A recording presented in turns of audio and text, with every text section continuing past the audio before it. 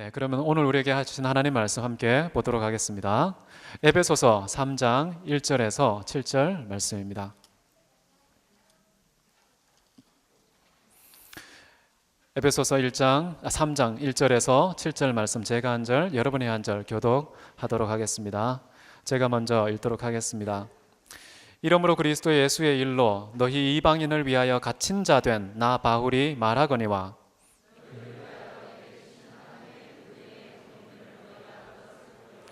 곧 계시로 내게 비밀을 알게 하신 것은 내가 먼저 간단히 기록함과 같으니,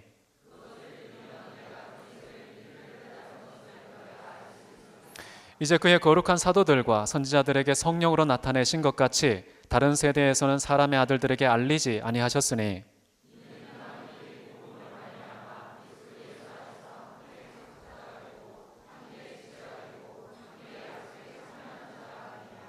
이 복음을 위하여 그의 능력이 역사하시는 대로 내게 주신 하나님의 은혜의 선물을 따라 내가 일꾼이 되었노라. 아멘. 오늘 저는 복음의 일꾼이라는 제목으로 하나님 말씀 함께 나누기를 원합니다. 여러분, 누구든지 예수 그리스도 믿으면 구원을 받습니다. 절망적인 죽음이 희망적인 생명으로 바뀝니다. 진노의 자식이 하나님의 자녀로 변합니다. 이 땅에서 살지만 비록 그러나 천국을 디디며 살아가는 하나님의 사람이 되는 것이죠. 이런 복음의 능력은요, 유대인과 이방인 사이에 차별이 없습니다. 남자와 여자, 아이와 어른, 그리고 종이나 자유자나 차별이 없습니다. 노동자나 고용자나, 그리고 정규직이나 비정규직, 부자나 빈자나 상관없이 모든 사람들에게 동등하게 주어진 하나님의 은혜인 것을 믿으시기 바랍니다. 여러분, 지구촌에 지금까지 존재했던 제도들 중에서요, 이러한 종류와 이런 종류의 평등과 질서를 구현했던 그 어떤 제도도 없다는 것입니다.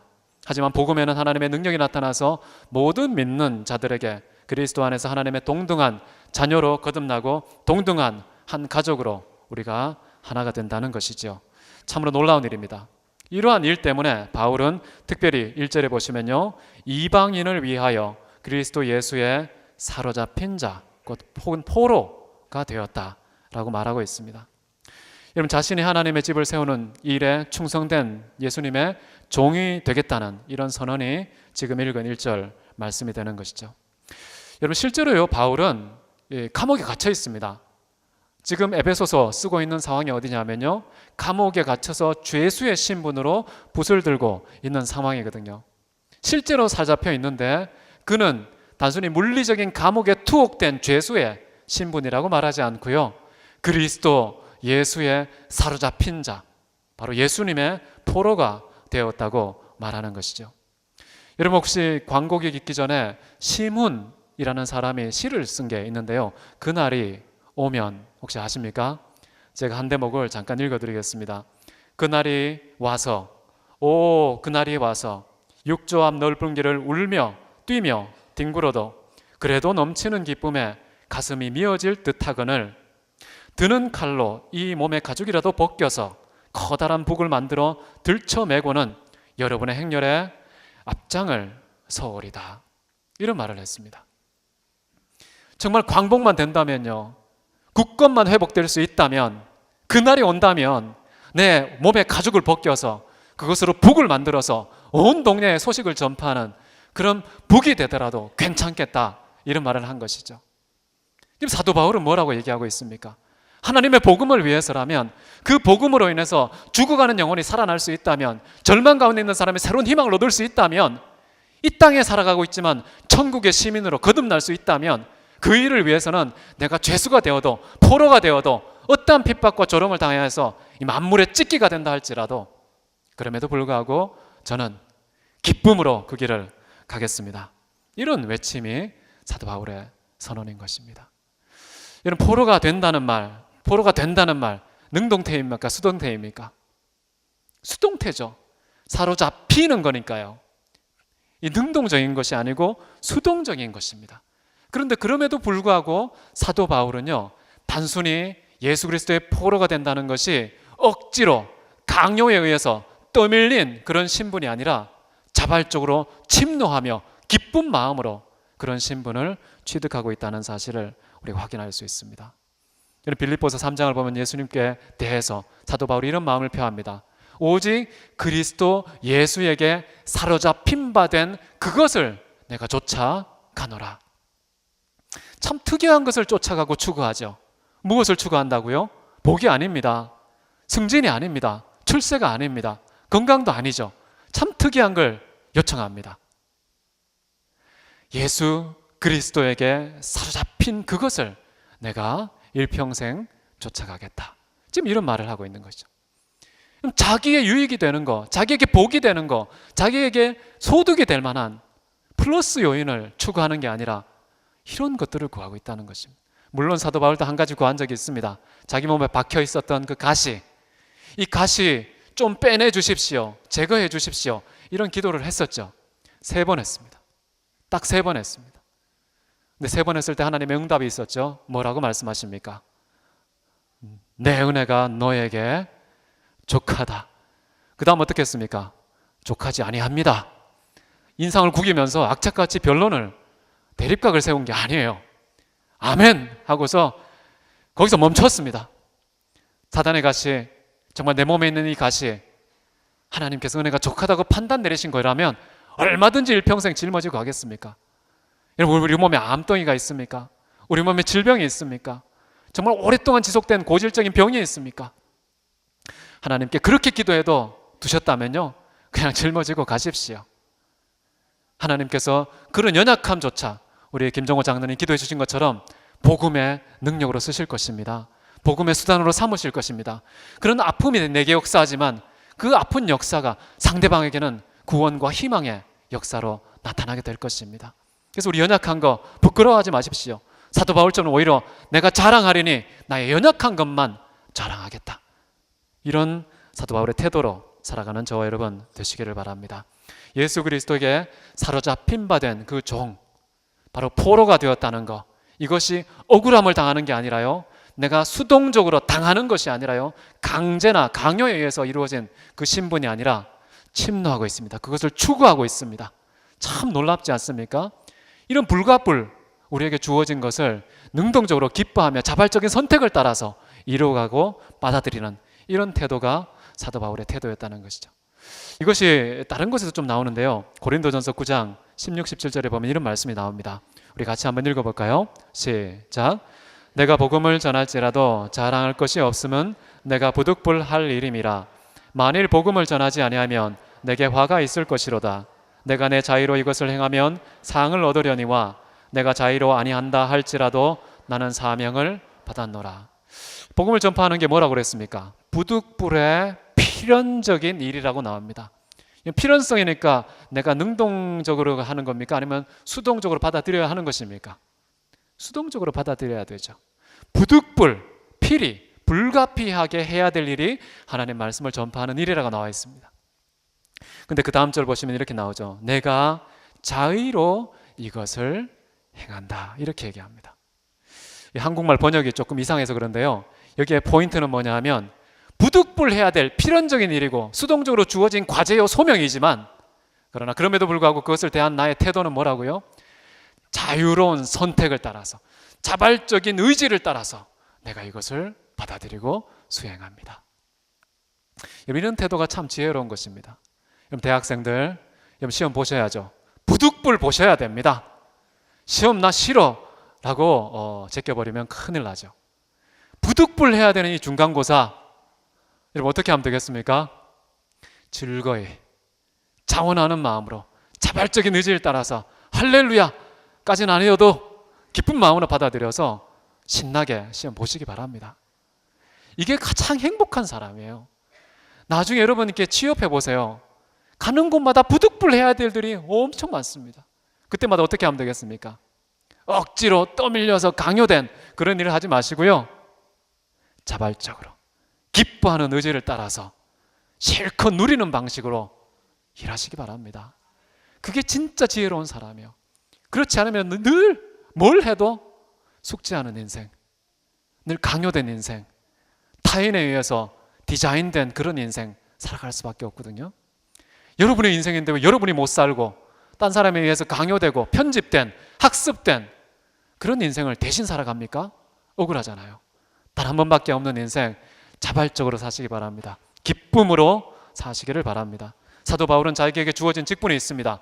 이방인을 향하여서 그리스도 예수의 포로로 부름받았습니다. 왜 나만 이렇게 괴롭히는 걸까? 이렇게 생각하지 않았습니다. 오히려 그것을 침노하고 자발적인 마음으로 수행하며 기뻐하고 누리는 자로 있다는 것, 이게 바로 사도 바울의 지혜로운 태도라고 볼 수가 있는 것이죠. 여러분, 사도 바울이 왜 이런 판단력을 가졌을까요? 어떻게 남들 다 싫어하는 고통과 죽음과 희생의 길, 십자가의 길, 예수 그리스도의 포로가 되는 그런 길을 가고자 했을까요? 그 근원과 비밀이 굉장히 중요한 것이죠. 3절과 4절 한번 보십시오. 이런 말씀이 나옵니다. 곧 계시로 내게 비밀을 알게 하신 것은 내가 먼저 간단히 기록함과 같으니 이것을 읽으면 내가 그리스도의 비밀을 깨달은 것을 너희가 알 수 있으리라. 왜 지금 이런 길을 가고 있다는 것입니까?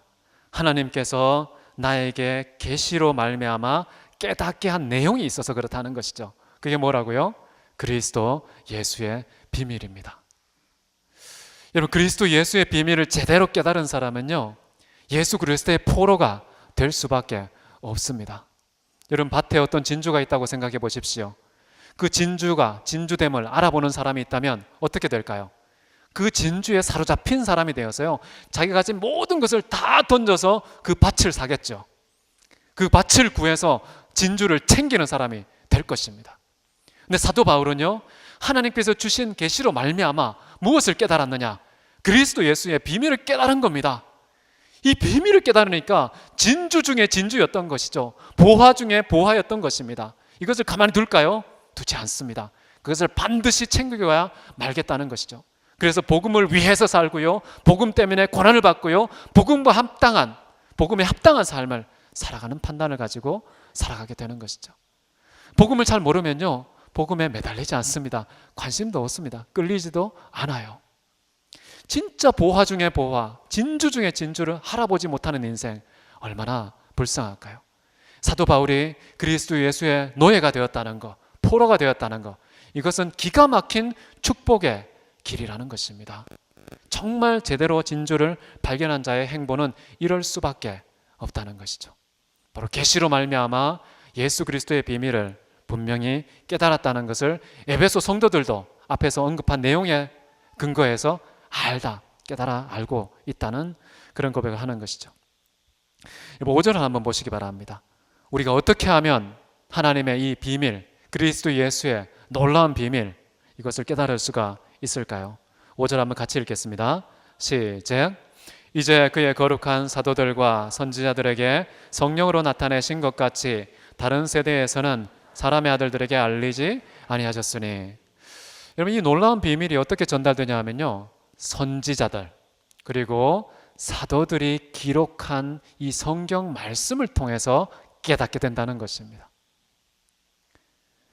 하나님께서 이 사도들과 선지자들, 그들의 입술과 붓으로 선포하고 기록한 이 계시 밖에서 하나님의 비밀을 깨달은 것은 수상합니다.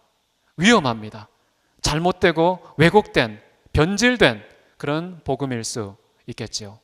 사도 바울은 분명히 자기가 정말 놀라운 계시를 받았음에도 불구하고 3층전까지 출입했던 사람임에도 불구하고 자기가 몰래 자기만 보았던, 자기만 들었던 그런 내용을 가지고 계시라고 말하지는 않습니다. 하나님의 계시를 뭐라고 얘기합니까?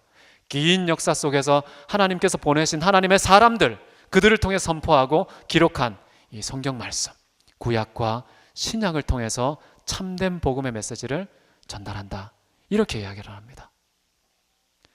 그래서 우리는 이 하나님의 계시의 말씀을 존중해야 됩니다. 이것이 왜곡되면요, 사도 바울이 깨달았던 그 놀라운 비밀, 그리스도 예수의 놀라운 비밀, 이것을 깨닫지 못하게 만드는 일이 생길 수가 있는 거예요. 사도 바울은 이런 말을 합니다. 내가 너희에게 전파한 이 복음 외에 다른 복음을 전하면 천사라 할지라도, 사도라고 할지라도, 목사라고 할지라도, 장로나 권사라고 할지라도, 어떤 경건의 모양을 갖고 있는 사람이라 할지라도 이 복음을 건드리는 자는 가만히 두지 않겠다고 얘기합니다. 저주를 받으리라. 왜 그렇게 끔찍한 저주라는 불쾌한 단어까지 쓸까요? 이 복음의 비밀이 기록된 이 하나님의 말씀, 사도와 선지자의 입술을 통해서 선포된 이 말씀은 너무나 중요한 겁니다. 너무나 놀라운 것입니다. 너무나 신비로운 것입니다. 너무나 경이로운 것입니다. 이런 것에 인간적인 조작을 가하게 되면 하나님께서 저주를 내리겠다, 이런 말을 합니다. 여러분, 우리가 기독교 생활을 하면서요, 이 본질과 비본질을 구분할 필요가 있는데요, 복음은 어떤 걸까요? 기독교의 진리에서요, 노른자입니다. 노른자. 이 복음 건드리고 변경하면요, 기독교의 진리 전체가 와르르 무너집니다. 모든 것이 헛된 것으로 돌아가거든요. 그렇기 때문에 사도 바울이 정말 엄중한 경고를 하는 것입니다. 천사, 사도, 선지자일지라도 하나님께서 이렇게 성경 속에 담아놓으신, 기록하신 변치 않는 이 진리의 말씀, 이 복음을 변경하거나 왜곡하거나 조작하거나 편집하거나 악용할 경우에는 저주를 받으리라. 그러나 비본질적인 것에 대해서는 너무 신경 쓰지 마십시오. 근데 비본질적인 것에 완전히 목숨을 걸고 반응하시는 분도 계신데요, 여러분, 그러지 마십시오. 왜 성가대는 절기마다 저렇게 옷을 갈아입지? 비본질적인 거예요. 너무 신경 쓰지 마십시오. 아니, 한병수 목사는 왜 이 3대 7 가르마를 몇 달째야 이게? 막 신경질 나고 화낼 수 있죠. 저는 이게 좋습니다. 비본질적인 거예요. 아무런 문제가 안 되는 겁니다. 여러분의 음식 습관, 예배드리는 태도, 아무런 문제가 안 됩니다. 이 비본질적이기 때문에 나는 떠날래, 나는 저 교회 갈래, 예수 그만 믿을래, 하나님이 없다고 주장하는 그런 사람들도 있습니다. 정말 안타까운 것이죠. 사단이 속이는 겁니다. 허탄한 것에 목매이게 만들어서 떠나가게 만드는 것이죠. 이 본질적인 것을 우리가 집중해야 되는데요, 사도 바울은 딴 거 다 제낍니다. 심지어 자기에게 공격하는 사람들이 많았어요. 비방하고 정죄하고 사도 바울을 못 살게 구는 그런 태도와 자세로 예수 그리스도를 선포하는 사람들이 많이 있었어요. 그래서 많은 사람들이 바울에게 제보를 합니다. 이런 인간들이 있습니다 라고 하니까 사도 바울이 뭐라고 대답합니까? 나를 미워하든지 나를 괴롭게 하려든지 어찌하든지 전파되는 것이 그리스도니 나는 이를 인하여 기뻐하고 즐거워하리라, 이런 판단력을 가지는 것이죠. 여러분의 기쁨과 여러분의 즐거움은 무엇에 의해 춤추고 계십니까?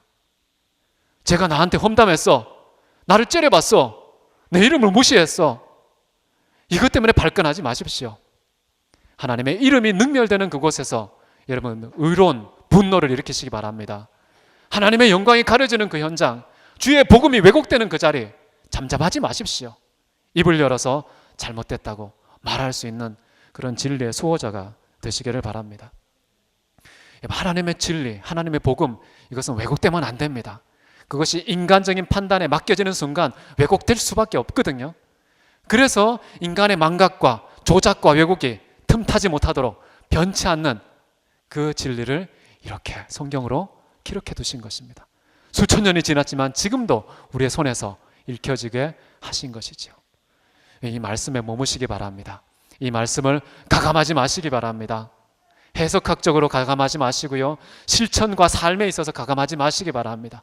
있는 그대로의 하나님의 뜻을 받아들이시고요, 그 뜻대로 살아감으로써 우리의 삶으로 번역하고 해석하는 그 일에 1인치에 단 한 치의 가감도 없는 그런 말씀을 있는 그대로 보존하고 순종하는 저와 여러분 되시기를 바랍니다. 6절을 한번 보십시오. 이 복음의 결과가 어떻게 되어 있습니까? 함께 읽겠습니다. 시작. 이는 이방인들이 복음으로 말미암아 그리스도 예수 안에서 함께 상속자가 되고 함께 지체가 되고 함께 약속에 참여하는 자가 됨이라. 자, 이 복음으로 말미암아 어떤 결과가 왔다는 것, 세 가지죠, 그죠? 첫 번째는 뭡니까? 하나님의 상속자가 된다는 것입니다. 여러분, 유대인들은 1등 상속자고 이방인들은 서자가 아닙니다. 여기 한국 사람들은 1등 시민이고 외국인 우리 형제자매들은 2등 시민, 서자가 아닙니다.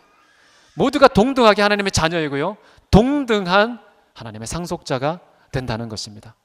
동일한 하나님의 나라에 동등한 상속자가 되었다는 사실 믿으시기 바랍니다. 옆에 계신 모든 분들 동등합니다. 가난하거나 부하거나 상관없습니다. 크고 작은 거 상관없습니다. 모두가 다 동등한 하나님의 나라 상속하게 되실 것입니다. 두 번째 뭡니까? 우리가 함께 지체가 되었다고 말하는데요, 이 원문을 보면요, 하나의 몸에 참여하는 자가 되었다라는 것입니다. 하나의 몸, 하나의 몸입니다. 우리 옆에 계신 분들에게 한번 인사하겠습니다. 당신은 나의 몸입니다. 여러분, 서로가 서로에게 몸입니다. 우리는 따로 떨어져서 독립되어 있으면요, 정말 팔이 잘려나간 지체처럼요, 우리의 존재감, 정체성을 확인할 수가 없습니다. 우리는 연합하여서 하나가 되어서, 각자가 하나의 지체가 되어서 연합된 하나의 몸을 이룰 때에 비로소 나의 참된 정체성이 회복되는 것입니다. 나의 나됨이 비로소 확보된다는 것입니다. 그렇기 때문에요, 우리는 옆 사람을 사랑해야 돼요.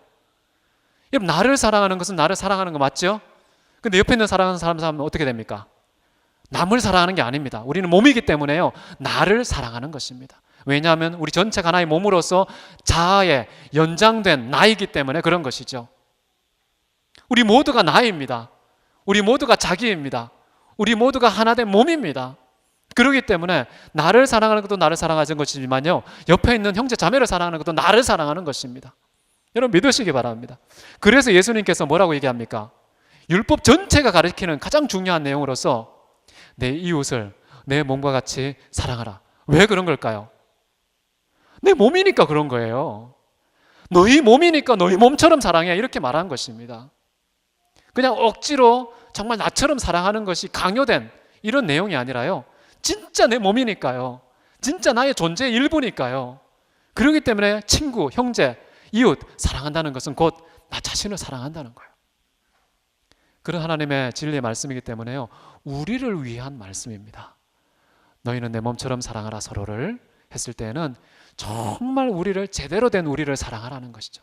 제대로 된 나에 대한 사랑을 회복하라는 의미가 거기에 있습니다. 그런 것 때문에 우리가 한 몸이 되었다는 것, 몸 안에 한 지체로 우리가 모두가 다 연결되어 있다는 것, 이거 꼭 믿으시고, 이게 복음의 능력입니다. 세 번째는 무엇입니까? 약속에 참여하는 자가 됨이라. 무슨 약속일까요? 성경에서요, 하나님께서 우리 모두에게 주신 약속이 있다면 딱 하나입니다. 영원한 생명. 영원히 죽지 않고 산다는 뜻입니다. 어디에서요? 하나님과 함께 하나님의 나라에서 영원토록 우리가 함께 산다는 것입니다. 아찔하지 않습니까? 영원토록 산다는 것은요, 영원토록 함께 있어야 된다는 뜻이에요. 옆에 한번 보십시오. 이분들하고 영원토록 함께 있어야 돼요. 벌써 표정이 굳어지는 사람 몇 명 보이는데, 여러분, 천국 가면요, 끝이 없습니다. 어떤 특정한 기간을 마치면 지나가는 게 아니라요, 영원토록 하나님의 약속을 다 함께 물려받아서 거기 다 참석해서요, 모두가 다 그곳에 머물 것입니다. 영원토록. 여기 계실 때 잘하시기 바랍니다. 여기 계실 때 충분히 훈련하시고요, 거기 가실 때 각오를 좀 하셔야 됩니다. 거기 가면 진짜 끝이다. 여기서 하면 제대로 훈련해서 거기가 천국이 되도록, 그분이 와도 거기가 천국이도록, 그렇게 여기서 서로 사랑하고 훈련하는 저와 여러분 되시기를 바랍니다. 자, 7절을 보십시오. 이런 복음, 이런 놀라운 결과를 가져오는 이 복음, 이 복음에 대한 사도 바울의 태도는 무엇인가? 함께 한번 읽어보겠습니다. 이 복음을 위하여 그의 능력이 역사하시는 대로 내게 주신 하나님의 은혜의 선물을 따라 내가 일꾼이 되었노라. 자, 사도 바울은 이런 복음에 대해서 정확한 지식을 갖고 있었기 때문에 어떤 처신과 판단을 내려야 되는지 알고 있었던 것이죠. 여러분, 이게 참 쉬운 일이 아닙니다. 복음의 일꾼이 된다는 거. 오늘 제목인데요, 이 복음의 일꾼이 된다는 것은 몇 가지를 볼 수 있는데, 첫 번째는 뭐냐 하면요, 복음을 위하여 사는 자가 된다는 것입니다. 복음의 일꾼이 된다는 것은 이 7절 첫 부분에 나온 것처럼요, 이 복음을 위하여 사는 자가 진짜 일꾼이라는 것이죠. 여러분, 무엇을 위해서 사십니까? 여러분을 움직이는, 여러분의 심장을 뛰게 만드는 원인이 무엇입니까? 복음이 되시기를 바랍니다. 복음 때문에요, 심장이 뛰고, 복음에 대해서 단 한 사람이라도 영접하여서 하나님의 자녀가 되고 영원한 생명을 소유하게 되는 이 복음의 놀라운 역사가 펼쳐지는 현장에 함께 참여하고 기뻐하고 감격하는 저와 여러분 되실 때 정말 복음을 위하는 일꾼이 된다는 것이죠. 두 번째 보시면요, 그의 능력이 역사하시는 대로.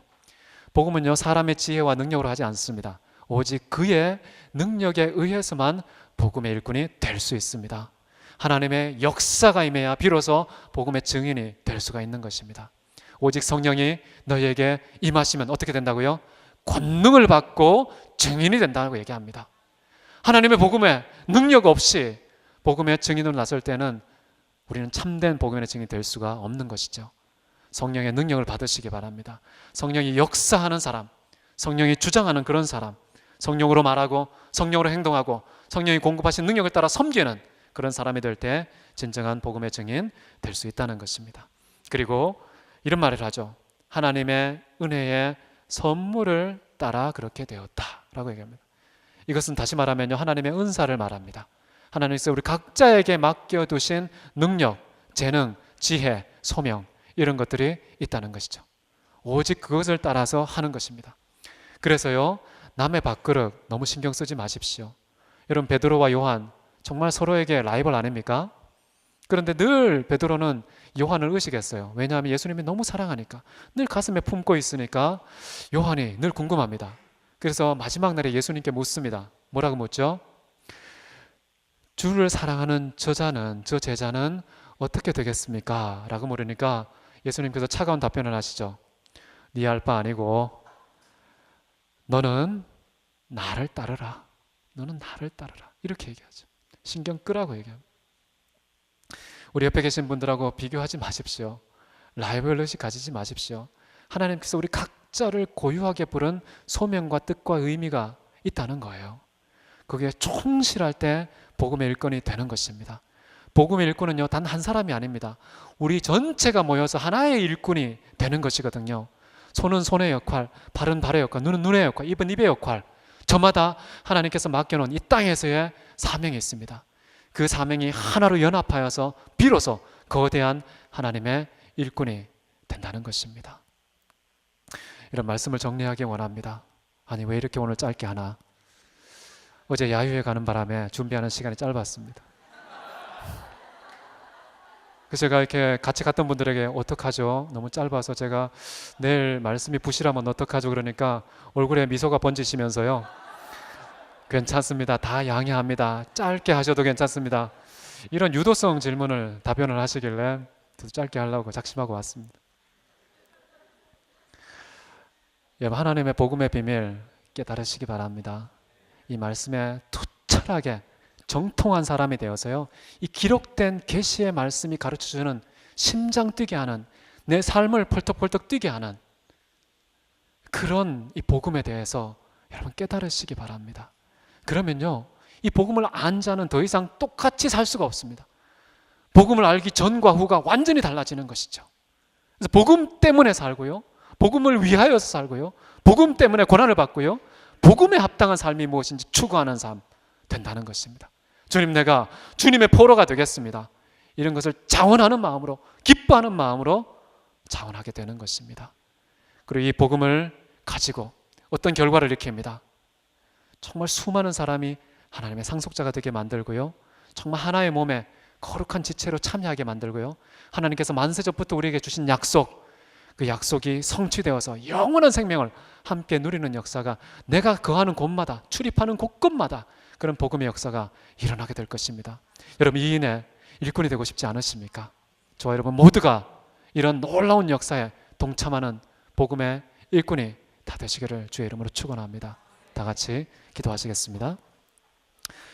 사랑이 많으신 하나님 아버지, 참으로 이 땅에 아무런 쓸모도 없고 잠깐 있다 지나갈 수밖에 없는 안개와 같은 인생을 부르셔서 영원히 변치 않는 이 진리의 복음, 그리스도 예수의 비밀 우리에게 가르쳐 주시고 그 비밀이 우리의 삶을 움직이게 하시니 감사합니다.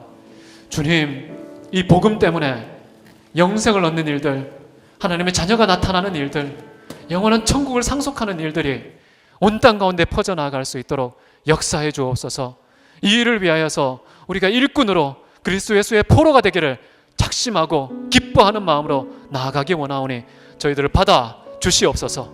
주님, 저희들이 하나님의 거룩한 병기가 되어서 주님의 나라만 선포하고 주의 이름만 증거하며 하나님의 거룩과 영광만을 드러내는 인생 될 수 있도록 축복해 주시기 원합니다. 대학교회가 그렇게 되게 하여 주옵소서. 전주대학이 그렇게 되게 하옵소서. 참으로 이 민족이 우리 아버지 하나님의 그 나라를 선포하는 일꾼이 되게 도와주시옵소서. 그렇게 이루실 주님 찬송하며 살아계신 예수 그리스도의 이름으로 기도하였습니다. 아멘.